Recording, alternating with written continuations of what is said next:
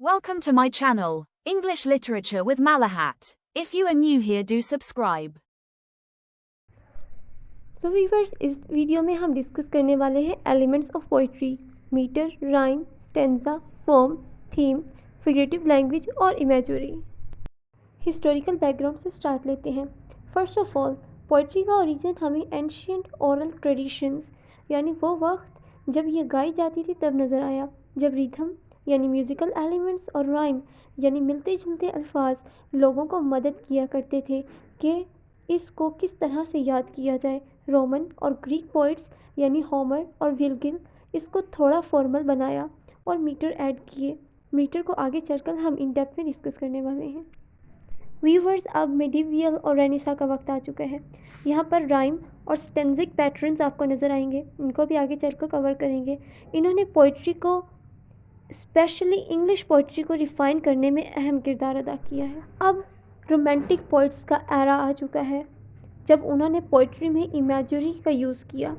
एक बहुत ही important element है पोइट्री का, जिसने इसको पर्सनल कलर्स प्रोवाइड किए। अब मॉडर्न और कंटेम्प्रेरी राइटर्स के ब्रेन ने कहा कि वो एक्सपेरिमेंट करना चाहते हैं, फ्री फॉर्म को यानी फिगरेटिव लैंग्वेज में लाना चाहते हैं।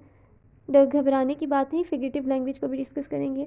इस तरह थीम्स का भी इस्तेमाल किया गया ताकि इंसानी हालात को, सिचुएशंस को, एक्सपीरियंस को एक बहुत ही इंटरेस्टिंग वे में दूसरों के सामने पोर्ट्रे किया जाए। Our first element of poetry is metre, एक म्यूज़िकल रिथम जिसमें स्ट्रेस्ड और अनस्ट्रेस्ड सिलेबल्स को एक लाइन में इस्तेमाल किया जाता है। डरने की बात नहीं, आपको बताया जाएगा स्ट्रेस्ड और अनस्ट्रेस्ड सिलेबल्स के बारे में। सबसे पहले सिलेबल को समझते हैं। इंग्लिश प्रोनाउंसिएशन में इसको सिंगल यूनिट ऑफ साउंड कहा जाता है, just like a beat in a music. जो स्ट्रॉन्ग सिलेबल्स होंगे यानी जिनको ज़ोर लगाकर पढ़ा जाए तो वो स्ट्रेस्ड सिलेबल्स होंगे। फॉर एग्जांपल टीचर, इसको दो हिस्सों में डिवाइड करें, जैसे टीचर, टी को ज़ोर लगाकर पढ़ना पड़ता है, इसको स्ट्रेस सिलेबल कहेंगे। और चर पर ज़ोर नहीं देना पड़ रहा, सॉफ्टली बोला जा रहा है, इसको अनस्ट्रेस्ड सिलेबल कहते हैं। I hope viewers you understand it. इसकी एग्जांपल अगर हम पढ़ें तो हमें आइम्बिक पेंटामीटर शेक्सपियर का नज़र आएगा, जिसमें मीटर की सारी क्वालिटीज़ मौजूद हैं। Shall I compare thee to a summer's day. अब आप सोच रहे होंगे कि आइम्बिक पेंटामीटर क्या होता है। इसको आप हार्ट बीट समझें पोइट्री की, मतलब 5 बीट्स होंगी इसमें। पेंटा का मतलब होता है 5 बीट्स होंगी, जिस तरह म्यूज़िक में बीट्स होती हैं, जिसमें हर बीट में एक अनस्ट्रेस्ड सिलेबल होगा जो कि स्ट्रेस्ड सिलेबल को फॉलो कर रहा होगा। और ये कॉमनली शेक्सपियरियन के ड्रामों और प्लेस में देखा जाता है। पर्पस पढ़ लेते हैं कि इसका मकसद क्या होता है आखिर। वीवर्स, मीटर पोइम या पोइट्री में तरतीब यानी ऑर्डर, नरमी और मौसीकियत पैदा करता है ताकि सुनने वाला लुत्फ़अंदोज़ हो और बात ज़्यादा गहराई में महसूस हो। हमारी सेकंड पोइट्री की इम्पॉर्टेंट एलिमेंट है राइम। इसको इस तरह से समझें कि सेंटेंस के एंड पर मिलते जुलते अल्फाज जैसे कैट, हैट, लाइट और ब्राइट। राइम की example just like sky, high, ये दोनों सेंटेंसेस के एंड पर आएंगे और इनकी आवाज़ एक दूसरे के जैसी होगी, इसलिए हम इनको rhyme consider. Purpose of rhyme, कि आखिर राइम का मकसद क्या होता है पोइट्री में।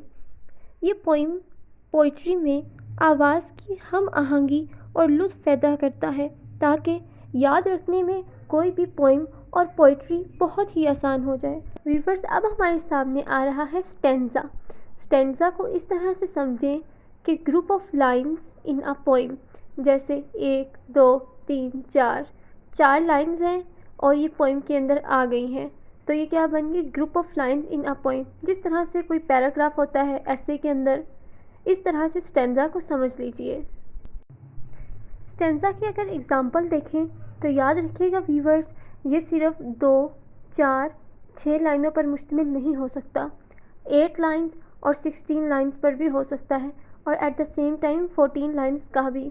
अगर तो कोई 2 लाइन्स का स्टेंजा होगा तो उसे कपलेट कहेंगे, 4 लाइन्स का तो क्वार्टेन, 6 लाइन्स का तो सेस्टेट, 14 लाइन्स का तो उसे कहेंगे सोनेट और 16 लाइन्स का तो उसे कहेंगे विलियनाले। वीवर्स, स्टेंजा का मकसद क्या होता है पोइम या पोइट्री में? पोइम या पोइट्री को ऑर्गेनाइज बनाना और मीनिंगफुल पार्ट्स में डिवाइड करके पर्पस या ख्याल को वाजिया और बामकसद बनाना स्टेंजा का मेन फंक्शन है पोइम या पोइट्री में।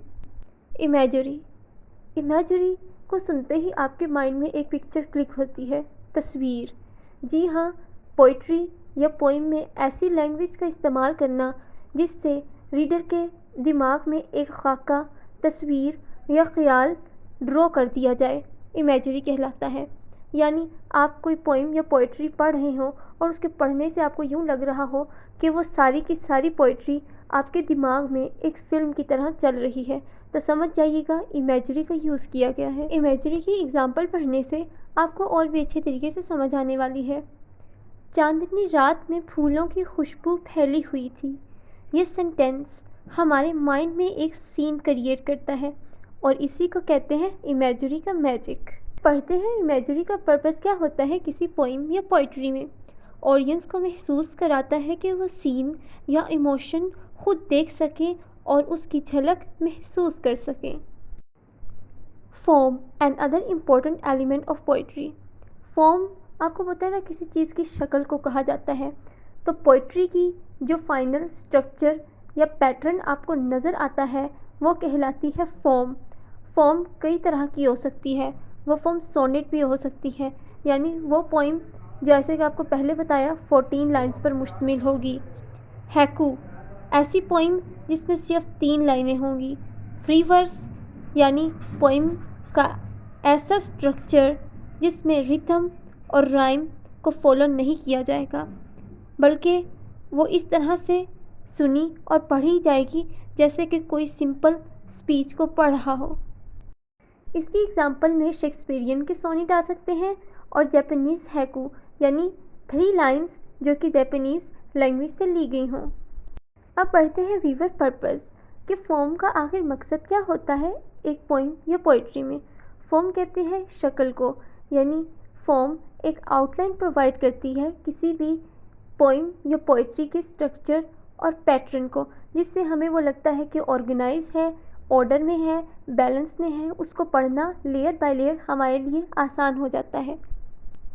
अब हम हैं वीवर्स थीम पर, द सेंट्रल आइडिया और मैसेज बिहाइंड द पोइम, मतलब कि वो मैसेज, मोरल, नतीजा या सबक जो पोइम या पोइट्री कन्वे करना चाह रही है अपने ऑडियंस तक, उसे कहते हैं थीम। एग्जाम्पल्स, लव के बारे में हो सकता है वो मैसेज मौत के बारे में हो सकता है, वो मैसेज आज़ादी के बारे में हो सकता है, और वो मॉरल नेचर के बारे में भी हो सकता है। थीम का पर्पस क्या होता है किसी भी पोइम या पोइट्री में? पोइट के मैसेज, इमोशन या फिर फिलॉसफी को जो उसके काम में पोशीदा होती है ऑडियंस तक कन्वे करना, इस लिखे गए काम का असल पर्पस होता है। Figurative language, creative use of figures of speech like simile, metaphor and personification, यानी ऐसी लैंग्वेज का यूज़ करना जिसमें पार्ट्स ऑफ स्पीच यूज़ हुए हों। सिमिली कहते हैं किसी चीज़ को तशबीह देना लाइक और एज के साथ, for example he is like a lion. Metaphor कहते हैं विदाउट एज और लाइक के किसी चीज़ को तशबीह देना, like he is a shining star. और पर्सोनिफिकेशन कहते हैं वो चीज़ें जो जानदार नहीं हैं लाइक टेबल और चेयर, उनको ह्यूमन क्वालिटीज़ प्रोवाइड कर देना। For example the chair is looking too sad. For example time is a thief, वक्त चोर है क्योंकि वो हमारी मेमोरीज़ को चुरा लेता है। ये जादू होता है फिगरेटिव लैंग्वेज का। और यहाँ पर जो पार्ट्स ऑफ स्पीच यूज़ की गई है वो है पर्सोनिफिकेशन। अब पढ़ते हैं फिगरेटिव लैंग्वेज का पर्पस आखिर क्या होता है पोइम या पोइट्री में। वीवर्स, तो ये लफ्ज़ों में गहराई, हुस्न और तासीर पैदा करता है ताकि ऑडियंस गौर व फिक्र करने पर मजबूर हो जाएं।